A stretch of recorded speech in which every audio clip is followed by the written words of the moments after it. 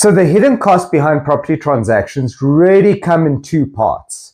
The one part is the acquisition cost, and the other part is the holding cost. Now, when acquiring a property, the acquisition costs, purchasers naturally assume that the largest sum of money that they need to pay is obviously the purchase price and presumably the deposit that's associated with the purchase price. Unfortunately, what we've come to realize in practice is that the purchase price, although it's a rather large sum of money, more often than not, the bank will pay this if a person applies for a loan, right? And so the actual largest amount that a person often needs to pay is a deposit. And even with deposits, we've seen banks nowadays grant loans covering the deposits as well. So purchasers, unfortunately, waltz into deals thinking that all the costs are covered. They've received 100% bond. They need to pay nothing out of their pocket, not realizing the extent of the costs associated with the actual acquisition. So to give you an example of this, if you're buying a property and you intend to ensure that the property is in good condition, who are you going to call? Who are you going to pay? Obviously a property inspector, and that is going to cost you money. But that's not a lot of money, of course. But what happens now in the actual transfer process? Now, in the transfer process, there's two sets of costs. It's the transfer costs, or conveyancing costs, as some people call them, and the bond costs, or registration costs, as some people call them. And again, sometimes the distinction between these two aren't all that apparent. People think that they have to pay the transfer costs. Maybe they even receive a quotation from a transferring attorney showing them the cost that they need to pay. And what this transfer attorney is going to do for their money is transfer the property from person A to yourself as the buyer, right? Now you get this quotation, and in this quotation, you'll receive, for example, the actual cost of the attorney and cost of SARS, the transfer duty. Now that's already a big chunk. Transfer duty is often quite a large chunk. But now you're covered. So let's say it's 50,000 Rand, you put 50,000 Rand aside and you're ready to go. Not realizing that when you get that bond, that home loan, the bank requires you to pay their attorney in order to register a bond over the property to secure the home loan. So what does that mean? That means that not only are you taking transfer of the property, but the bank is ensuring that if anything goes wrong, they've got first dibs on this property. And in order to do that, they register a bond. And what does that mean for you? Not only are you paying transfer fees, but you're probably going to be paying the same in registration fees for the bond.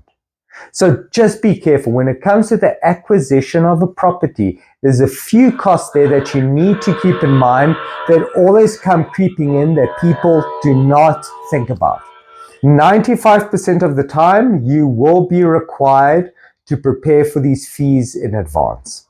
There are certain deals that some banks may have, that if you buy a property, for example, I know that ABSA has a deal for young professionals where they'll give 105% bond as an example. So you get 5% over the purchase price, which you can do with it as you please. There are other banks, for example, that might have deals with some of the attorneys, or some institutions that have deals with some of the attorneys where they offer discounts on either the transfer fees or the bond registration fees. So if, for example, you're buying a property in basically property in possession where the bank has bought it in, you may find that the bank sells you this property with the additional benefit of getting certain discounts and fees. So the answer to your question is yes and no, but it's not on most occasions. And you'll see that when you apply for a bond, the specific section in the application form that asks you whether there's any other fees that you're trying to cover, because a lot of people try and be smart and they approach a seller, and instead of offering R1 million for the property, they offer 1.1 million Rand for the property, and then they try and acquire the funds later from the seller so that they've got cash to pay certain things.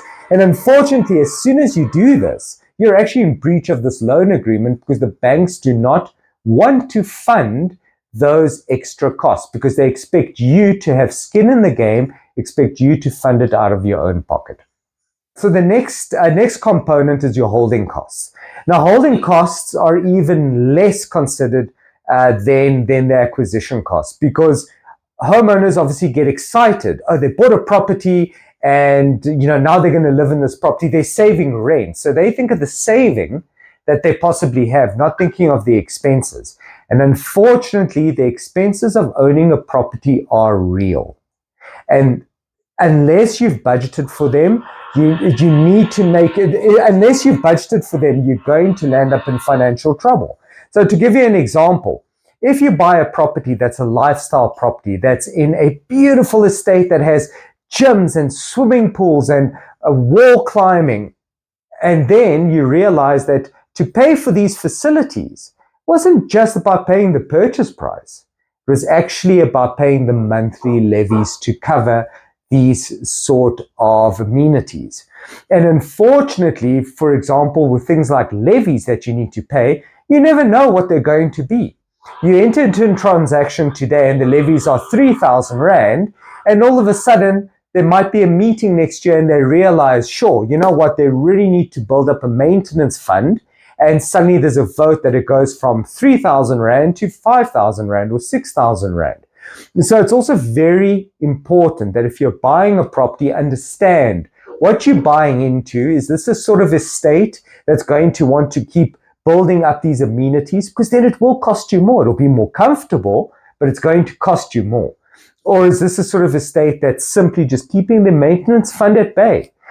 In fact, part of the due diligence process, going back to acquisition costs, should actually be to investigate whether they've got a maintenance fund in place. Because the last thing that you want is to buy into a property and they say the levies is 500 Rand, that you're ecstatic over how little the levies are, only to realize that maybe they're in arrears with the municipality, or maybe they haven't kept a maintenance fund for several years, and the next time that elevator breaks, guess what? They putting a tape across the door and it's never going to work. So be very careful.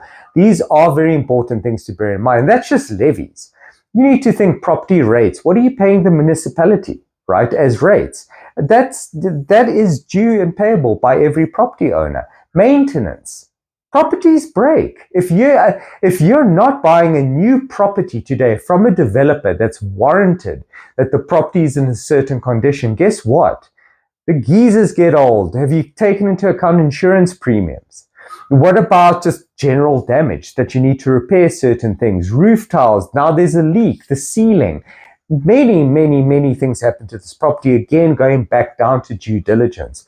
If you don't invest in the due diligence ahead of time and pay those school fees, what you're going to find is your holding costs are going to shoot through the roof. You haven't budgeted for them because the property is not in the condition that you thought it was.